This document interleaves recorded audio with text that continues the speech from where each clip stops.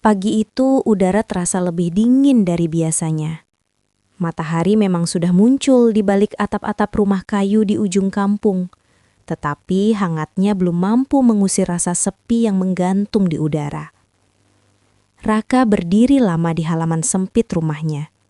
Dinding papan yang mulai lapuk menyimpan banyak kenangan. Atap seng berkarat kerap bernyanyi keras saat hujan turun. Lantai tanah di dalam rumah selalu lembab ketika musim penghujan datang. Di rumah sederhana itulah ia tumbuh, belajar berjalan, belajar mengaji, dan belajar memahami arti pengorbanan. Ia masih ingat malam-malam ketika ibunya berpura-pura kenyang agar ia bisa menghabiskan nasi terakhir di piring. Ia tahu ibunya sering berkata sudah makan di rumah tetangga, padahal kenyataannya hanya minum air putih agar perut terasa penuh. Ibunya duduk di kursi kayu dekat pintu. Rambutnya yang dulu hitam kini mulai dipenuhi uban. Tangannya kasar dan sedikit retak karena bertahun-tahun mencuci pakaian orang sejak ayah Raka meninggal. Wajahnya tampak tegar, tetapi di matanya tersimpan rasa cemas yang tak mampu disembunyikan. Di dalam rumah, istrinya yang baru beberapa bulan dinikahi sedang merapikan koper kecil. Sesekali ia memandangi sekeliling ruangan dengan tatapan yang sulit ditebak. Ia tidak pernah benar-benar mengeluh, tetapi Raka tahu istrinya tak pernah merasa rumah kayu itu cukup. Keputusan untuk merantau ke Jepang bukanlah keputusan yang lahir dalam semalam. Raka menimbangnya berulang kali. Ia tahu meninggalkan ibu di usia senjanya bukan hal mudah, namun keinginan untuk mengangkat derajat ibunya lebih kuat dari rasa takutnya sendiri. Ia ingin ibunya tidur di kasur empuk. Ia ingin ibunya tak lagi mencuci pakaian orang. Ia ingin membuktikan bahwa anak lelaki yang dulu sering diejek miskin bisa berdiri tegak. Hari keberangkatan pun tiba. Di depan rumah kayu itu, Raka menggenggam tangan ibunya lebih lama dari biasanya. Tangannya terasa hangat dan gemetar.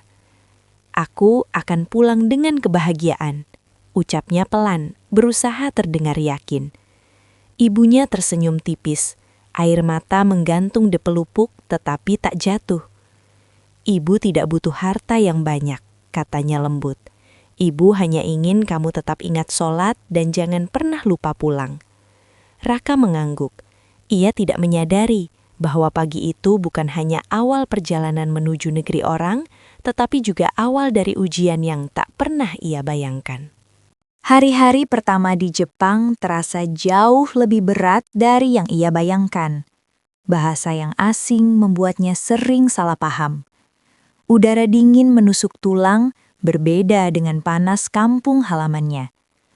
Jam kerja panjang memaksanya berdiri berjam-jam tanpa banyak berbicara. Di pabrik, segalanya berjalan cepat dan teratur. Mesin-mesin berdengung tanpa henti. Raka belajar bekerja dengan disiplin tinggi. Ia jarang mengeluh. Setiap kesalahan kecil terasa seperti ancaman. Ia tahu kesempatan ini tak boleh ia sia-siakan. Sepulang kerja, ia kembali ke kamar kecil yang hanya cukup untuk satu kasur tipis dan meja lipat.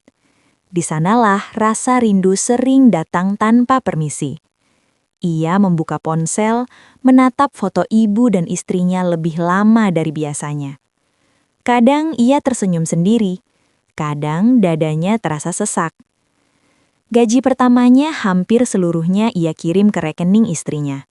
Ia hanya menyisakan sedikit untuk makan sederhana dan membayar sewa. Ia tak keberatan hidup hemat. Setiap yen yang ia kirim terasa seperti batu bata pertama untuk membangun masa depan.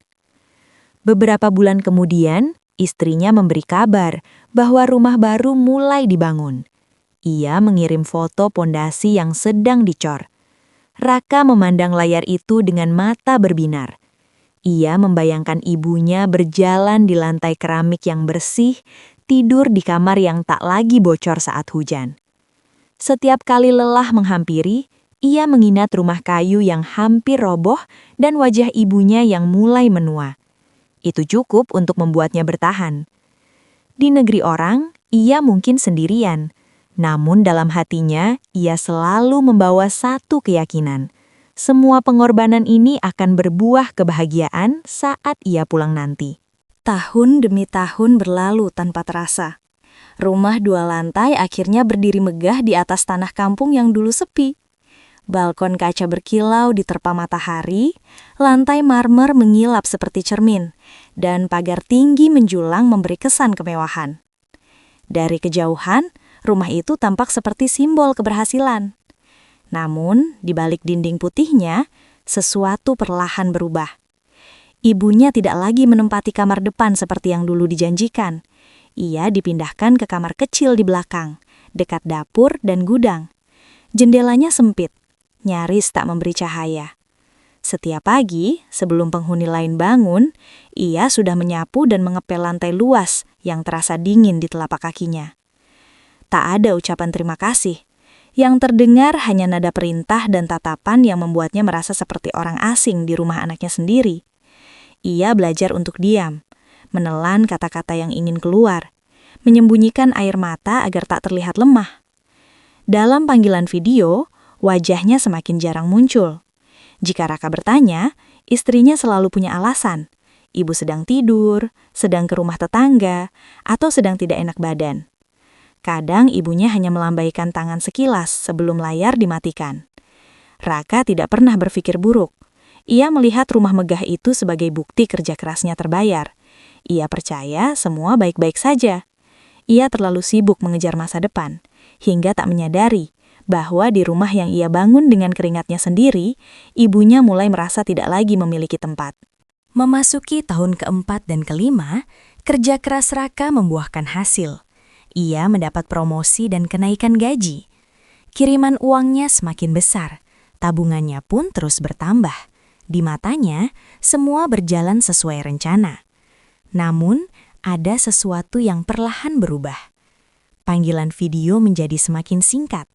Percakapan terasa kaku dan terburu-buru. Jika dulu ia bisa berbicara lama dengan ibunya, kini hanya beberapa menit sebelum sambungan terputus dengan alasan sinyal atau kesibukan. Di rumah mewah itu, ibunya hidup dalam tekanan yang tak pernah ia ceritakan. Ponselnya diambil dengan alasan agar tidak boros.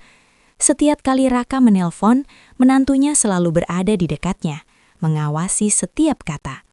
Ia tak berani berbicara terlalu banyak. Ia takut satu kalimat saja bisa memicu amarah. Ia mulai merasa seperti tamu yang tak diundang. Suatu malam, saat rumah telah sunyi, ia mendengar tawa pria asing dari kamar utama. Suara itu bukan suara anaknya, bukan pula suara kerabat yang ia kenal. Tawa itu terdengar bebas dan akrab. Hatinya runtuh. Keesokan harinya, dengan keberanian yang tersisa, ia menegur menantunya pelan. Ia hanya meminta penjelasan, namun jawaban yang ia terima bukanlah klarifikasi, melainkan ancaman dan tatapan penuh kebencian. Jangan ikut campur jika ingin tetap tinggal di sini. Sejak hari itu suasana semakin tegang. Hingga suatu siang, tanpa banyak kata, tas kecil berisi pakaian lamanya dilempar ke teras. Pintu ditutup keras di depan wajahnya. Tidak ada perpisahan, tidak ada rasa iba. Ia berdiri lama di depan rumah megah yang dibangun dari keringat anaknya sendiri. Dan hari itu, ia diusir. Tanpa uang dan tanpa tujuan yang jelas, Ibu Raka melangkah meninggalkan rumah itu dengan tas kecil di tangan. Ia tak tahu harus kemana. Ia hanya berjalan menyusuri jalanan kampung yang dulu terasa akrab, kini terasa asing. Beberapa malam pertama, ia menumpang di teras musola. Kadang di bangku warung yang sudah tutup.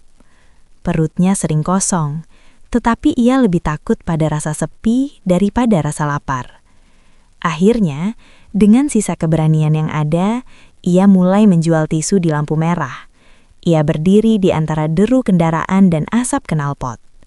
Panas matahari membakar kulitnya di siang hari, sementara hujan mengguyur tanpa ampun saat sore tiba.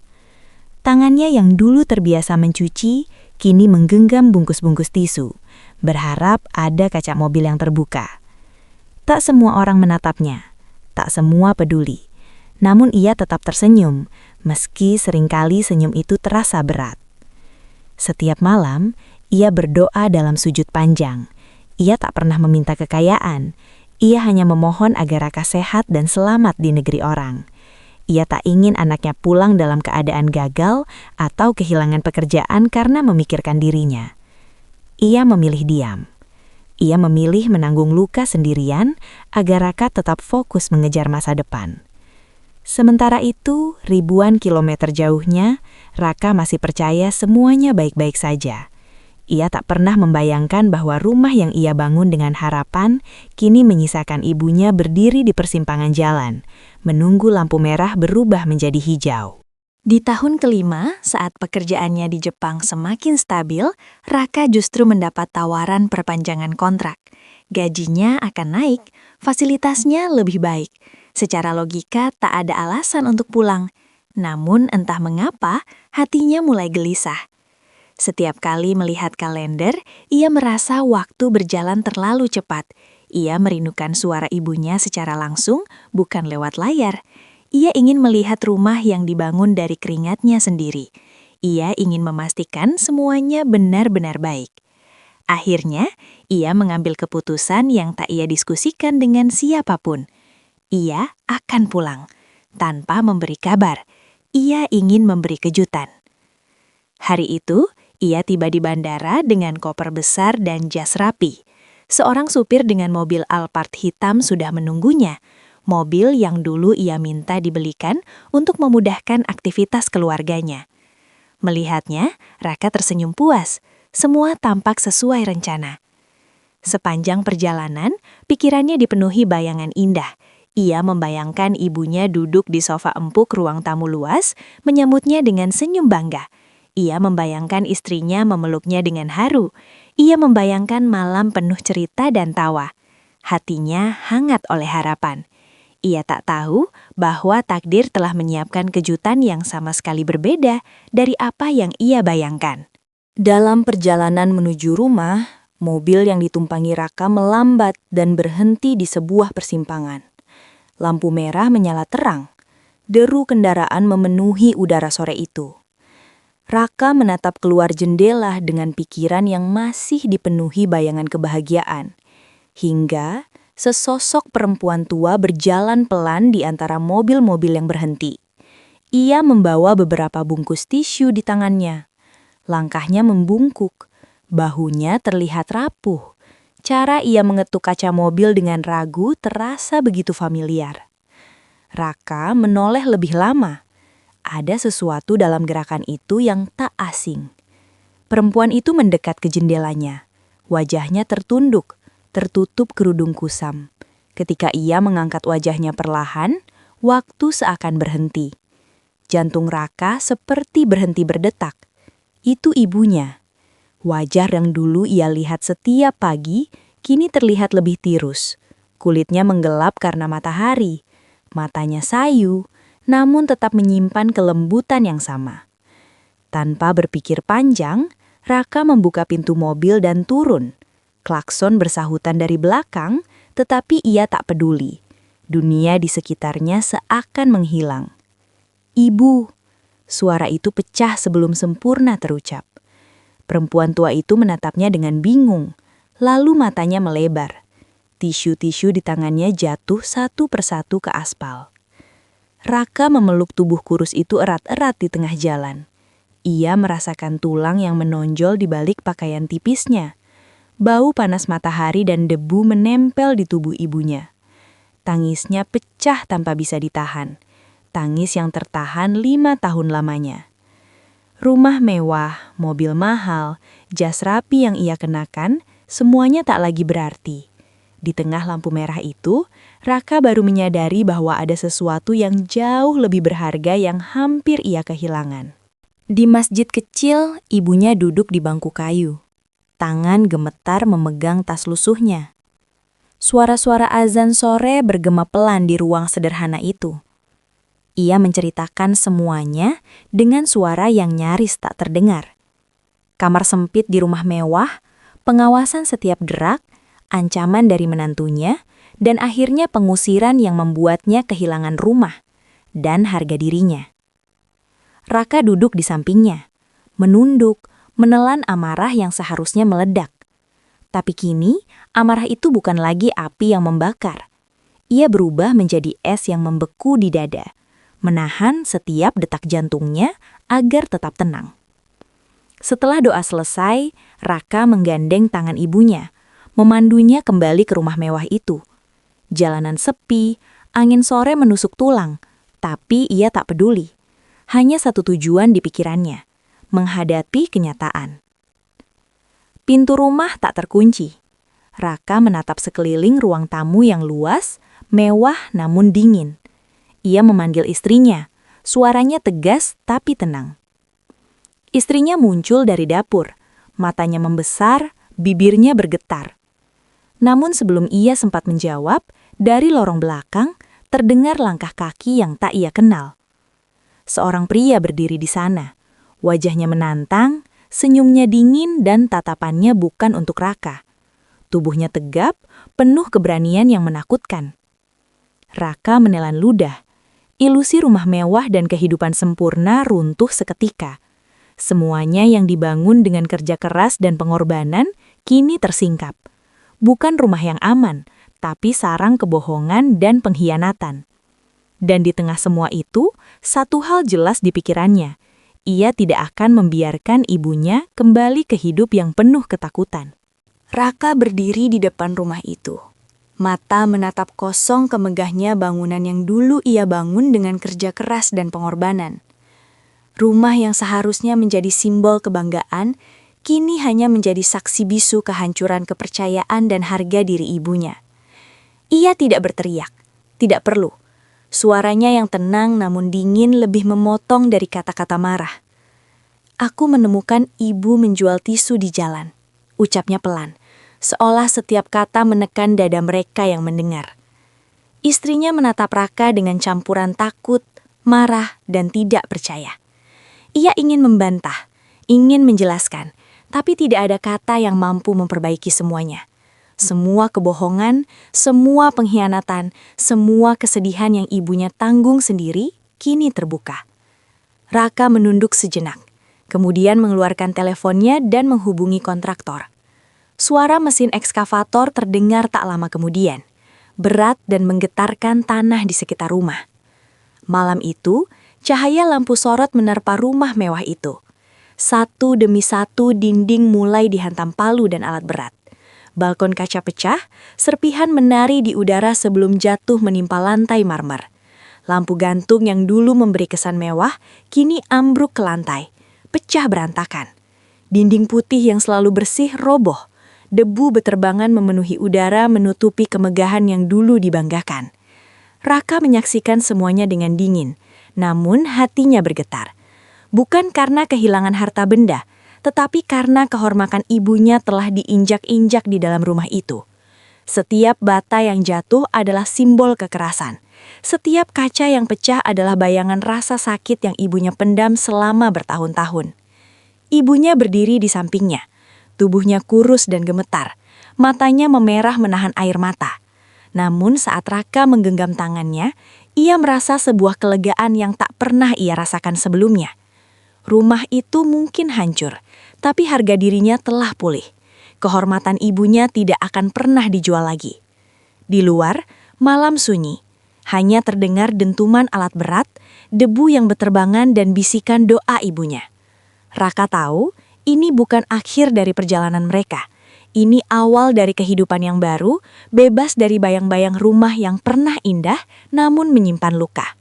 Beberapa bulan kemudian, di atas tanah peninggalan ayahnya, berdiri rumah baru. Tidak terlalu mewah. Tidak ada lantai marmer mengkilap atau balkon kaca yang luas. Tapi setiap bata, setiap jendela, dan setiap ruang terasa penuh makna. Kokoh, hangat, rumah yang benar-benar bisa disebut rumah. Kamar ibunya berada di depan, menghadap taman kecil yang dipenuhi bunga-bunga sederhana. Mawar merah, melati putih, dan bunga liar yang tumbuh di selar rumputan. Setiap pagi, ibunya duduk di kursi kayu sambil menatap taman, minum teh hangat, dan tersenyum tanpa beban. Tak ada ketakutan, tak ada ancaman, hanya ketenangan yang lama hilang. Raka berjalan pelan di ruang tengah, menyentuh dinding yang baru dicat. Ia tersenyum sendiri, mengingat 5 tahun yang lalu. Pengorbanan yang ia kira demi rumah mewah, tapi justru mengorbankan orang yang paling ia cintai. Kini ia memahami, harta bisa dibangun kembali, tapi harga diri tak boleh diinjak. Setiap sudut rumah dipenuhi kenangan yang mereka buat sendiri, bukan yang dipaksakan oleh orang lain. Di dapur, aroma masakan ibunya mengisi udara. Di ruang keluarga, tawa kecil mereka terdengar tanpa rasa takut. Bahkan malam hari, ketika lampu-lampu hangat menyala, rumah itu memancarkan kedamaian yang sebelumnya asing bagi mereka. Suatu malam, Raka berdiri di teras rumah baru. Angin malam berhembus pelan, membawa aroma tanah basah dan bunga yang mekar. Ia menatap langit gelap yang bertabur bintang, merasakan kesunyian yang nyaman, bukan sepi yang menyesakan. Untuk pertama kalinya sejak 5 tahun lalu, ia merasa benar-benar pulang, bukan hanya kembali ke tanah dan rumah, tapi pulang ke kehidupan yang jujur, hangat, dan penuh cinta. Ibunya mendekat, menaruh tangan di pundaknya. "Kita akhirnya punya rumah kita sendiri," katanya pelan. Raka mengangguk, memeluk ibunya erat. Rumah baru itu mungkin sederhana, tapi bagi mereka, itu adalah kerajaan yang tak tergoyahkan. Tempat di mana harga diri, cinta, dan ketenangan kembali bersatu. Dan di situ, di teras rumah yang sederhana namun hangat itu, mereka tahu, rumah sebenarnya bukan tentang kemegahan atau harta, tapi tentang rasa aman, dihargai, dan dicintai.